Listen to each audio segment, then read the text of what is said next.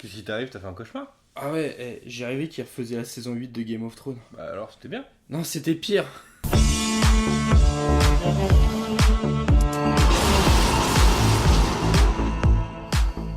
Salut. Aujourd'hui, on se retrouve pour un débrief du dernier épisode de l'ultime saison de Game of Thrones. Ultime épisode qui a soulevé beaucoup de protestations de par l'épisode 5 qui a laissé les fans sur leur faim. Est-ce que cet épisode est à la hauteur des attentes? Est-ce que c'est une déception? Est-ce que la série a fait du coup l'effet d'un soufflet? On va revenir dessus tout de suite. Alors avant de détailler clairement ce qui se passe dans ce dernier épisode de la série, on va revenir sur notre avis global pour que vous ayez un petit ressenti sans spoiler. Alex, toi, qu'est-ce que t'en as pensé de ce dernier épisode? J'ai trouvé assez long, très très long. Globalement très déçu par tout ce qui s'y passe, par la saison en général. C'est pas à la hauteur des attentes que je pouvais en avoir. Tu vois, scénaristiquement, je trouve qu'il y a beaucoup de raccourcis qui sont faits. Beaucoup de personnages qui sont expédiés. On attendait tous des morts tragiques, des retournements de situation, et ben là, non. Ça se passe pas comme prévu, mais en même temps, il n'y a pas non plus de coups d'éclat qui nous font dire « Waouh !» Et des fois, justement, dès qu'il se passe quelque chose auquel on s'attendait pas, on est déçu. Ouais, on est déçu, c'est pire que tout, quoi. Ouais. C'est des choix qui sont un peu pires que tout. En fait, les choses auxquelles on ne s'attend pas et qui se passent, si on ne s'y attendait pas, c'est parce que justement, il n'y avait pas besoin de les faire, ces choses-là. En avis global, moi, pour cette saison, aussi déçu. Moi, j'avais beaucoup apprécié la saison 7, que j'avais trouvé d'un bon niveau. Là, la saison 8, je l'attendais. Il y a eu certains épisodes quand même où j'ai été satisfait, tu vois, dans l'épisode 3 avec Arya qui tue le marcheur blanc, enfin le roi de la nuit. Moi, ça m'a plu, mais je dirais que c'est quasiment le seul moment où la saison m'a donné les frissons. Après, le reste, c'est vrai que je vais pas dire ennuyé quand même, je vais pas prendre ce détour-là, mais ça manquait d'émotion. J'ai été un petit peu déçu. Là où je suis embêté, c'est de me dire, toute cette hype, on nous a vendu cette saison comme étant peut-être la meilleure de toute la série, la fin d'une époque, et au final, je trouve que c'est la fin d'une époque, mais qui se termine d'une façon un petit peu triste. On va dire que là, la série n'est pas à son sommet tel qu'elle devrait l'être, et ça, je trouve ça décevant de terminer la série sur ce sentiment-là. Donc on va maintenant passer au débrief des scènes de l'épisode, et je vais commencer tout de suite donc avec la première scène qui est une marche, une scène où les personnages marchent dans les rues de Port-Réal, enfin dans les ruines de Port-Réal même, et vont donc rejoindre Daenerys plus ou moins qui est un peu plus loin au niveau du château. Donc on retrouve Tyrion et Jon principalement, qui marchent dans ces rues, donc on a l'impression qu'il neige, mais en réalité c'est de la cendre. Et là, donc, ils prennent pleinement conscience du massacre qui a été fait. Du moins, Tyrion prend pleinement conscience, puisque lui était à l'extérieur. Pour eux, le masque tombe, quoi. Daenerys est devenue folle, ils en sont sûrs, ils ont limite plus envie de la suivre. Et donc un peu plus loin, là où on se dit qu'il y a vraiment un problème, c'est qu'on retrouve Vergris avec une poignée de rescapés, Lannister, avec les armures de Lannister. Et donc là, il y a une confrontation entre guillemets entre Jon et Vergris, parce que Vergris veut exécuter froidement les soldats, soi-disant sur ordre de la reine. Donc là, moi je me suis dit, on est quand même vraiment proche de la dictature, quoi. Là, on était clairement dedans. On est dans la terreur, on est dans la peur. Ce qui nous amène vers la scène d'après, que je vais laisser expliquer par Quentin. Alors juste après, on retrouve Daenerys qui nous délivre un discours digne des plus grands dictateurs. Donc là, il y a son armée, elle fait son discours, elle a la rage dans les yeux. On voit qu'elle veut assouvir son désir de pouvoir. Moi, j'ai eu l'impression de voir un discours d'Hitler, quoi. Ça m'a même fait penser dans une moindre mesure à Star Wars, là, avec le général Hux, je crois, qui pète un câble, et là, ça fait la même chose. Derrière, il y a le drapeau. Enfin, ouais, ça fait vraiment tyran. On sent de toute façon, depuis déjà quelques épisodes, qu'elle a pété un câble. Elle prône en fait sa parole comme étant la bonne voie à suivre. Et au final, on sait que si ça continue comme ça, en fait, le sang va encore couler pendant des années. Puis elle le dit, même dans son discours, qu'elle veut libérer tous les peuples de toutes les cités, et qu'au final, elle va plus ou moins les purger de la même manière qu'elle a purgé Port-Réal. Donc, juste après, plus ou moins pendant la même scène, Tyrion s'approche doucement de Daenerys, Voilà, donc là le masque est tombé. Nous, spectateurs, on sait qui est au fond Daenerys, donc un tyran. Jon s'en est plus ou moins rendu compte. Tyrion est persuadé de son choix. Voilà, il s'est trompé pour lui. Donc il avance vers Daenerys. Et là, il fait un geste que j'ai apprécié. Voilà, donc il lui parle, il lui explique que de toute façon, il a plus spécialement envie d'être sa main. Il prend sa broche et il la jette. Et là, moi, j'ai trouvé ça plutôt pas mal. J'ai trouvé ça assez sympa comme symbolique, sachant que Daenerys lui reproche d'avoir libéré son frère, à la base dans l'espoir de sauver la ville. Elle, ça lui est égal. De toute façon, je pense que dès le départ, elle avait décidé de tout cramer. Hein, cloche ou pas cloche, avis ou pas avis. Enfin bon, quoi qu'il en soit, au final, le geste de Tyrion est un peu logique, puisque de toute manière, à partir du moment où le souverain n'écoute pas plus du tout l'avis de sa main, on voit pas pourquoi est-ce qu'il resterait là. Donc il arrête, il dit c'est bon, je jette l'éponge, et donc Daenerys le condamne à être emprisonné. Alors ils auraient pu porter leur couille et le faire assassiner. Ouais, moi j'ai cru qu'il allait se faire moi je pensais décapiter comme Miss Sunday, quoi. Je me suis dit hop, c'est fini. On aurait pu avoir une scène trash où directement Daenerys demande à quelqu'un de le tuer, voilà, sur le champ. Mais non, ça n'a pas été le cas, donc pour les besoins de la suite des épisodes, on va revenir dessus. Mais c'est vrai que c'était une belle scène, mais ça manquait un peu de relief. Quoi qu'il en soit, Tyrion va être emprisonné.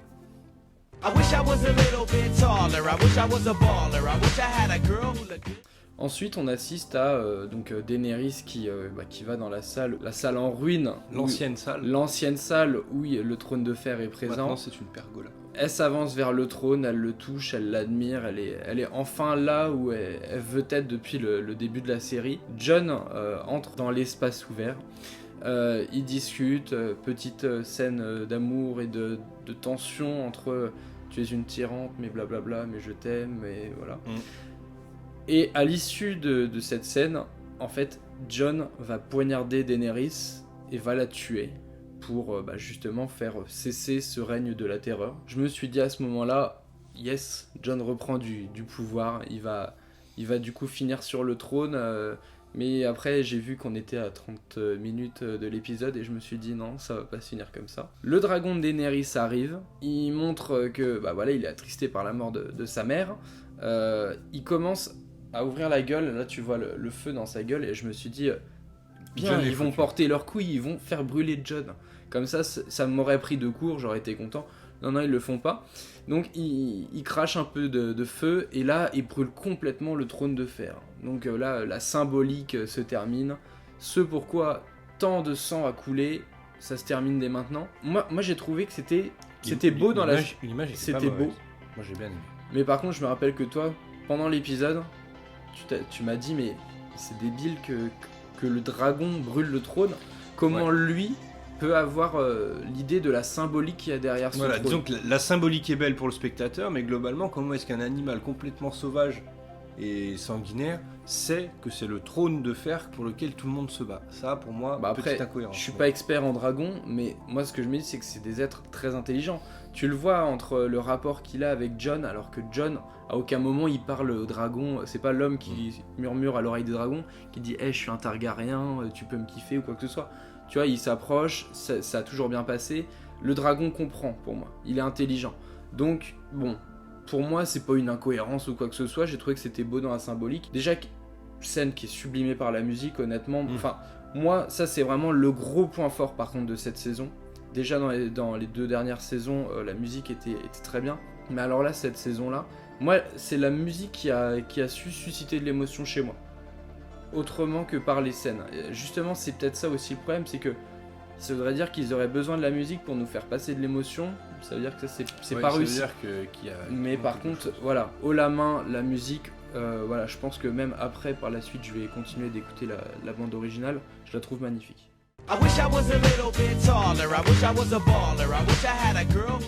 Après la scène de la mort de Daenerys, on assiste à Tyrion, donc, qui était prisonnier précédemment, qui arrive devant les nobles qui sont réunis comme dans un conseil, comme pour la confrérie de l'anneau, et qui doivent décider de qui va être le nouveau roi, et qui doivent décider du sort de Tyrion. Donc là s'ensuit une discussion entre Tyrion, les nobles, composée donc de Samwell, on voit Sansa, il y a Arya, il y a Gendry, il y a Sir Davos. Et donc il est question, est-ce que Tyrion doit mourir ou pas? Donc à l'issue de cette discussion, Tyrion va avoir la vie sauve et il va délivrer un discours dans lequel il va prôner, selon lui, qui doit être le nouveau roi. Et il va dire que c'est à Bran, donc Bran Stark, d'être le nouveau roi. Ce qui m'a un petit peu pris de court, parce que moi je pensais moi que, aussi, oui. comme tout le monde, il voudrait que ce soit Jon, et ben pas du tout. Et à l'issue de cette scène, c'est Bran, le nouveau roi.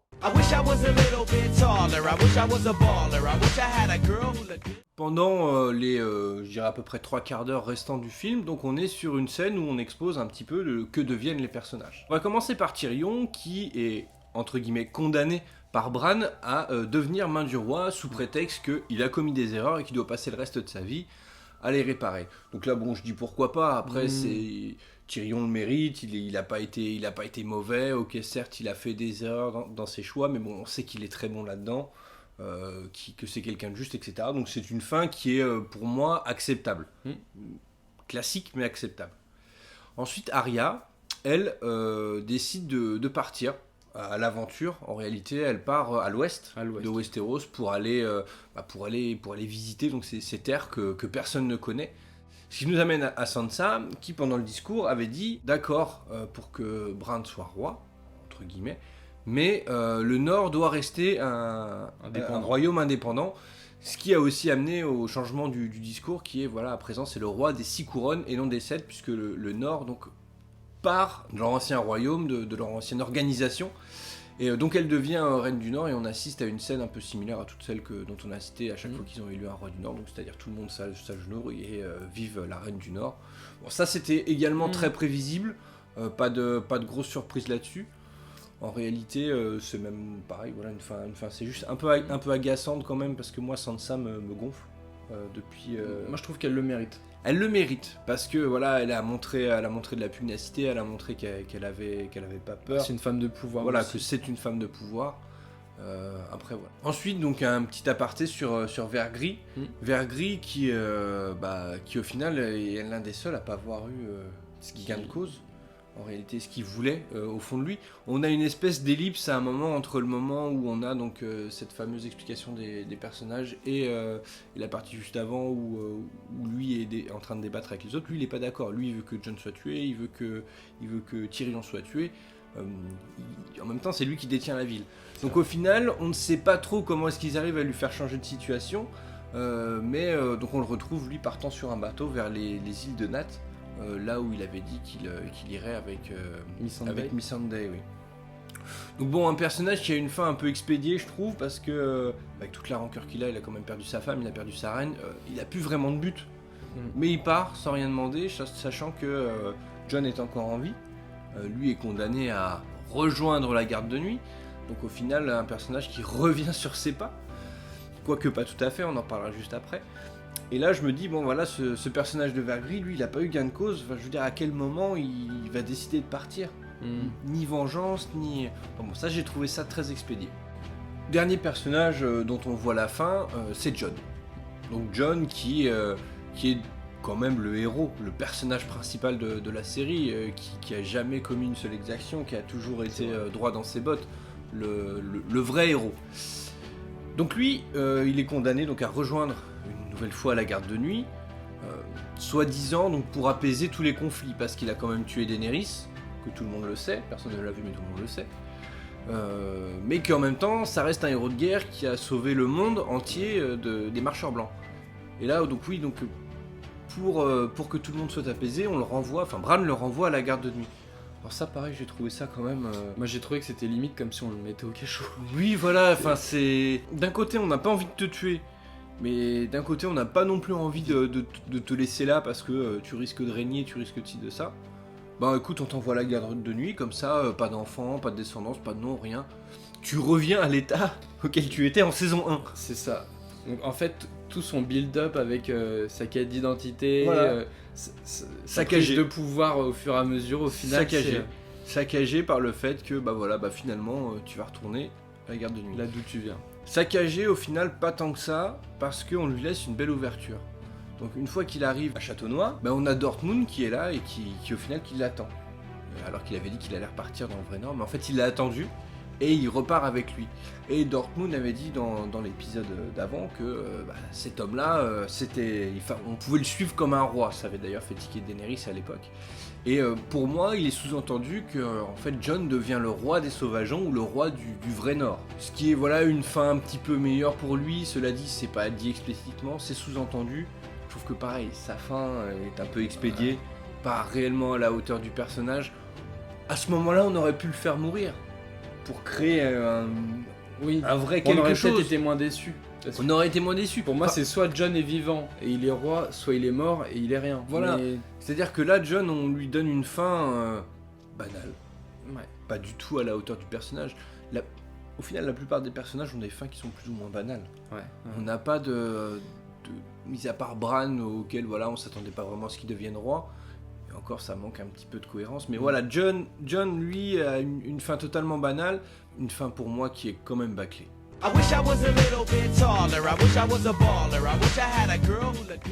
Alors, en conclusion, pour ma part, globalement très déçu par cette saison. Voilà, peu d'événements marquants, peu de retournements de situation. Après, pour ce qui est de la série en elle-même, ça reste une très très bonne série, qui est de loin, qui pour moi fait partie du top 5 des séries du moment. Voilà, en espérant que cette saison 8 ne fera pas oublier un peu tout ce qui a été fait quand même, parce que ça a été une série assez novatrice, qui a été tantôt choquante, violente, etc., qui a de très très bonnes qualités, et j'espère qu'on n'oubliera pas la série complète juste à cause de cette saison 8. Alors moi je pense que du coup là c'est un pan télévisuel qui vient de s'achever avec cette saison 8. C'est vrai que ça aurait été une série de grande envergure. Ça fait 9 ans qu'on suivait les péripéties de ces personnages. C'est une série qui a su amener justement la violence, le sexe, parce qu'à la base Game of Thrones c'était quand même ça.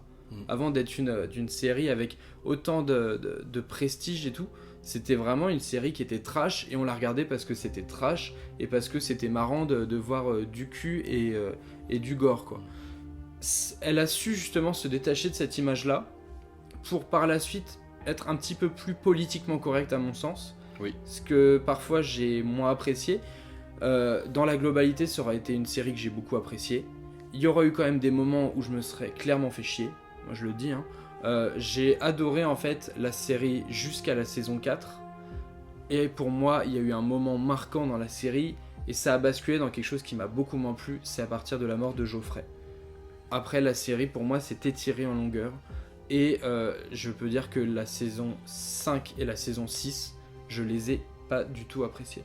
Je m'ennuyais de pied ferme, et ça a ravivé mon intérêt avec cette saison 7 qui pour moi revenait en force. Je me suis pas du tout ennuyé, il y avait de l'action, de l'émotion, tout. Et ça a amené jusqu'à cette saison 8 qui aurait dû être la consécration de toute cette série, qui ne l'a pas été à mon sens, mais ça n'enlève en rien le fait que cette série a quand même marqué la télé. C'est une série dont on entendra encore parler.